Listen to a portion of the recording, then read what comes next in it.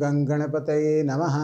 नारायणं नमस्कृत्य नरं चैव नरोत्तमं देवीं सरस्वती व्यासं ततो जयमुदीरयेत्। महाभारत के इस सत्र में हम लोग श्रवण कर रहे थे कि व्यास जी ने विचित्र वीर्य के क्षेत्र में धृतराष्ट्र, पांडु और विदुर को जन्म दिया था। और ये जो धृतराष्ट्र तो जन्मांध थे और पांडु जो थे वे बड़े तेजस्वी थे, और विदुर, इन तीनों की शिक्षा दीक्षा की व्यवस्था भीष्म जी के पूरी तरह देख रेख में उनके संरक्षण में हुई और उनको सर्वगुण संपन्न बनाया गया। और उनका जो सब संस्कार था, जन्म के बाद उनके जो भी संस्कार कराए गए, यज्ञोपवीत आदि संस्कार, उसके बाद उनका जो शिक्षा प्राप्त कराया गया, तो उनके जन्म से ही ऐसा चारों तरफ एक माहौल हो गया। चूँकि यह व्यास जी के तेज से ये उत्पन्न हुए थे, तो ये जब धर्मात्मा पुत्र उत्पन्न होता है, जब धर्म के मानने वाले लोग, जो गुणी लोग उत्पन्न होते हैं, तो राज्य में बड़ा सुकून होता है। और उस समय भी वही हुआ। चारों तरफ जो है बड़ा ही आनंद, अमन, चैन, और सब लोग जो है धर्म को पालन करने वाले, धर्म पर स्थिर रहने वाले। क्योंकि ये जो तीनों थे, ये धर्म को मर्यादा स्थापित करने के लिए जिन्होंने वेदों का विस्तार किया था, पुराणों का विस्तार किया था, ऐसे वेद व्यास जी ने इस कथा का वर्णन किया है। तो इस व्यास जी के पुत्र होने के कारण, व्यास जी के तेज से उत्पन्न होने के कारण, ये जो धृतराष्ट्र हैं, पांडु हैं और विदुर हैं, ये सब गुणों में विद्वान होते चले गए। गुरु से शिक्षा लेने के बाद ये जो धृतराष्ट्र तो जन्मांध थे, लेकिन बल में, बुद्धि में बड़े कुशाग्र हुए, और इनको भी हर तरह, हर संभव इनको शिक्षा दी गई। और ये भी पांडु और धृतराष्ट्र में बहुत अधिक मैत्री थी, उसमें किसी भी प्रकार का कोई वैमनस्य नहीं था। प्रारंभ में बड़ा ही दोनों में आनंद पूर्वक रहते थे। विदुर में भी, विदुर तो साक्षात धर्म के अवतार ही बताए गए हैं। तो इस प्रकार से तीनों भाई जो है आराम पूर्वक विद्या ग्रहण किए। और विद्या ग्रहण करने के पश्चात एक दिन जब भीष्म जी ने देखा कि सब जो पुत्र हैं वह पढ़ लिख करके अब योग्य हो चुके हैं, तो उन्होंने पांडु को राजगद्दी पर बैठा दिया। क्योंकि उसमें धृतराष्ट्र तो अंधे थे, बड़े होते हुए भी उनको गद्दी नहीं दिया जा सकता, और विदुर जी जो थे वह शूद्र कन्या के गर्भ से उत्पन्न हुए थे, इसलिए उनको भी गद्दी नहीं दी जा सकती थी राज नियमों के अनुसार। तो इसलिए जब गद्दी के एकमात्र अधिकारी पांडु हो गए, तो पांडु को राज्य समर्पित कर दिया गया। धृतराष्ट्र बड़े प्रसन्न रहते थे पांडु से, क्योंकि पांडु भी उनका बहुत ध्यान रखते थे। और इस प्रकार से पांडु का जब राज्य हुआ, तो उस राज्य पर बैठ गए। तो उस समय भीष्म जी ने सोचा कि अब इन राजकुमारों का विवाह कर देना चाहिए। तो विवाह के लिए उन्होंने विदुर जी को से विचार विमर्श किया। विदुर जी से पूछा कि इनका विवाह कैसे किया जाए, क्या किया जाए, तुम धर्म को जानने वाले हो। विदुर जी ने कहा, आप माता हैं, पिता हैं, गुरु हैं, आप ही से हम लोगों ने शिक्षा पाई है, तो आप जो भी उचित निर्णय करेंगे तो किसी भाई को कोई आपत्ति नहीं होगी। आपको जहाँ जिसका विवाह करना है, जैसे विवाह करना है, आप कर दीजिए, क्योंकि सब आपको मानते हैं और आपका जो निर्णय होगा वह सब भाइयों के हित में होगा। तो उसमें विचार किया। कहा भीष्म जी ने कि यदुवंशी सूरसेना की, जो यदुवंशियों में उस समय सूरसेन थे, सूरसेन बड़ा प्रतापी राजा थे, और जिनके पुत्र वसुदेव जी हुए और उन्हीं के पुत्र भगवान कृष्ण हुए थे। तो ये सूरसेन जो थे, उनकी एक पुत्री थी जिसका नाम पृथा था। और उस सूरसेन जो थे वह संतान होने के पहले ही अपने फुफेरे भाई कुंती भोज को वचन दे दिए थे कि मेरी जो भी संतान होगी मैं तुझे गोद दे दूंगा, क्योंकि कुंती भोज को कोई संतान नहीं थी।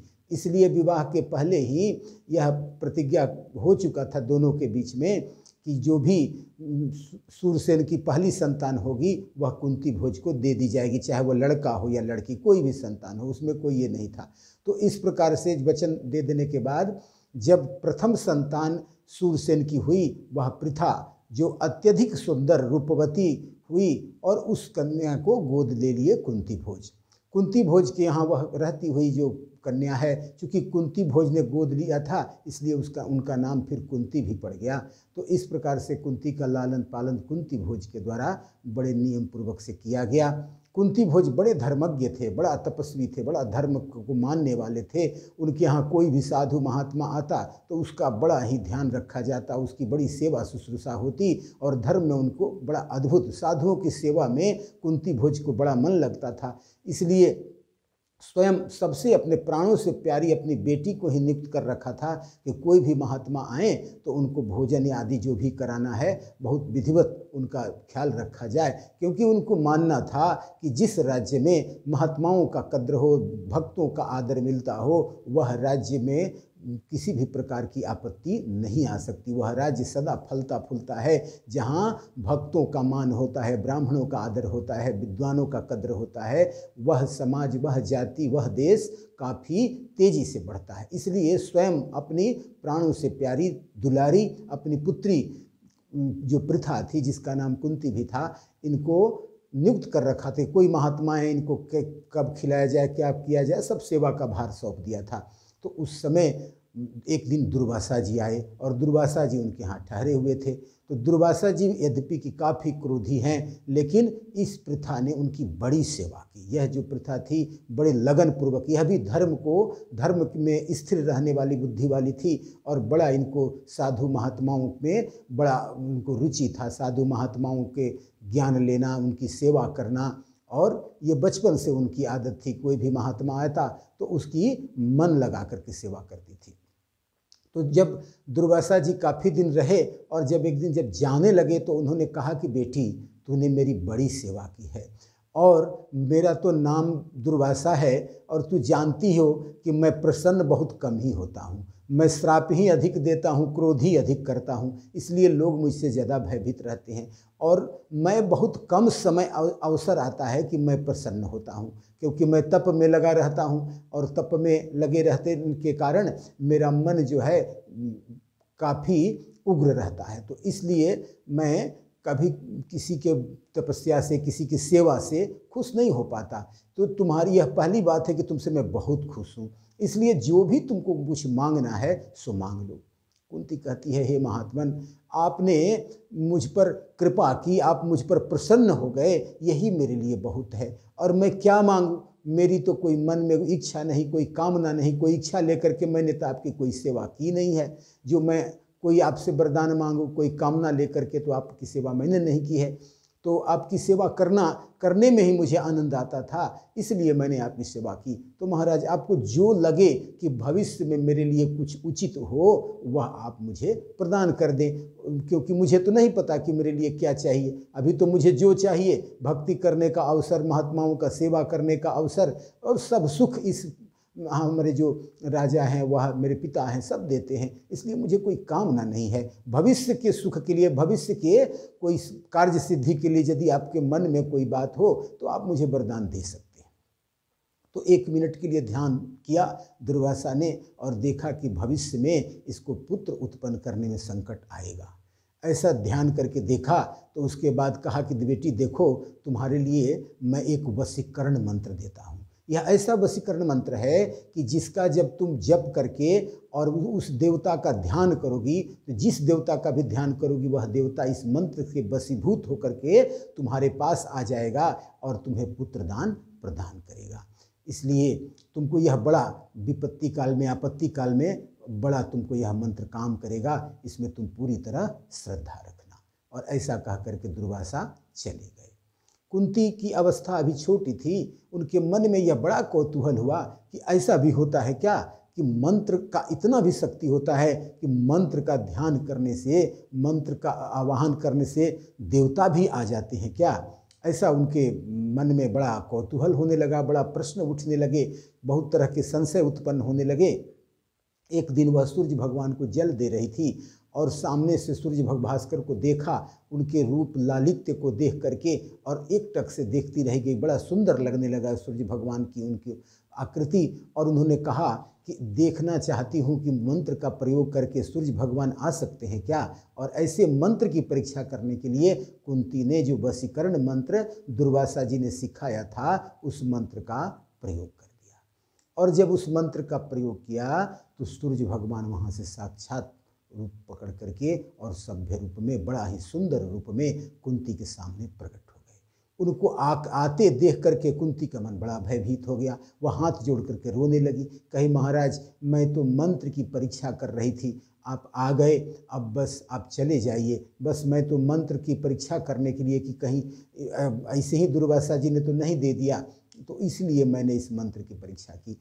तो भगवान भास्कर कहते हैं कि देखो, मंत्र का जो तूने प्रयोग किया है, इस मंत्र का प्रभाव है कि जो कोई भी व्यक्ति इस मंत्र का प्रयोग कर देता है उसको, और जो देवता आ जाते हैं, और देवता आने के बाद बिना संतान दिए नहीं जा सकते, ये भी मंत्र की बात है। और यदि तू संतान नहीं प्राप्त करोगी तो मैं तुझे श्राप दे दूंगा और तुम्हारे गुरु दुर्वासा को भी श्राप दे दूंगा, इसलिए तुमको संतान तो लेना ही है। कुंती रोने लगी, कहा कि मैं अभी कन्या व्रत में हूँ, मेरा विवाह नहीं हुआ है, मैं किस प्रकार से संतान उत्पन्न करूँगी, लोक लज्जा का भय है।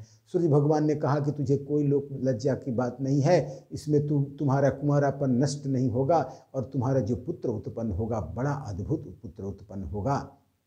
वह जो होगा, माता अदिति ने जो मुझे कुंडल दिया था, वह कुंडल ले करके वह प्रकट होगा, और मेरा दिया हुआ कवच वह पहना हुआ रहेगा। दुनिया में कोई अस्त्र शस्त्र नहीं होगा ऐसा जो कि उस कवच को भेद सकेगा, और वह दानवीर होगा और बड़ा ही धर्म को मानने वाला होगा। ऐसा जो है तुमको एक पुत्र, तेजस्वी पुत्र प्राप्त होगा, जो एक समय तुमको बड़ा काम आएगा। और ऐसा कह करके सूर्य भगवान ने उन्हें पुत्रदान प्रदान किया, और उसके बाद वो कन्यत्व प्रदान करके फिर उनको कन्या धर्म में ही नियुक्त करके और चले गए। और जब इधर पुत्र का जो जन्म हुआ तो बड़ा घबरा गई कि यह जो पुत्र है, मैं कैसे कहूँगी कि यह किसका पुत्र है, क्या किसका कैसे हुआ। ये बड़ा लोक लज्जा के डर से उसे काष्ठ की एक पेटिका में रख करके और वह नदी में प्रवाहित, और प्रवाहित कर देने के बाद वह काष्ठ में प्रवाहित जो बच्चा था वह जा करके अधिरथ नाम के जा करके निषाद को प्राप्त हुआ, और अधिरथ ने उसको लिया और ले करके अपने घर गए, और ले जा करके अपनी पत्नी राधा को दिया। कहा कि देखो, हम लोग को संतान नहीं था, कितना सुंदर संतान प्राप्त हुआ था। क्योंकि ये कवच कुंडल ले करके, वो कुंडल जो था वो माता अदिति का दिव्य कुंडल था, उसकी जो चमक थी वह बहुत सैकड़ों कोस से दूर से ही उसका चमक दिखाई पड़ता था, उसका कुंडल अद्भुत चमकता था। वह माता का दिव्य कुंडल, अदिति माता का दिया हुआ कुंडल था, जो सूर्यदेव ने गिफ्ट में अपने पुत्र को दिया था, जो जन्म से ही वह कर्ण जो था वह ले करके पैदा हुआ था। तो उस जो अधिरथ था उसने कहा कि इसका नाम जो है वसुसेन होगा, क्योंकि यह वसु मतलब धन होता है, यह सोना लेकर के उत्पन्न हुआ है, यह अद्भुत कवच देकर उत्पन्न हुआ, इसलिए इसका नाम वसुयुक्त है, धन युक्त है, इसलिए इसका नाम वसुसेन रखा।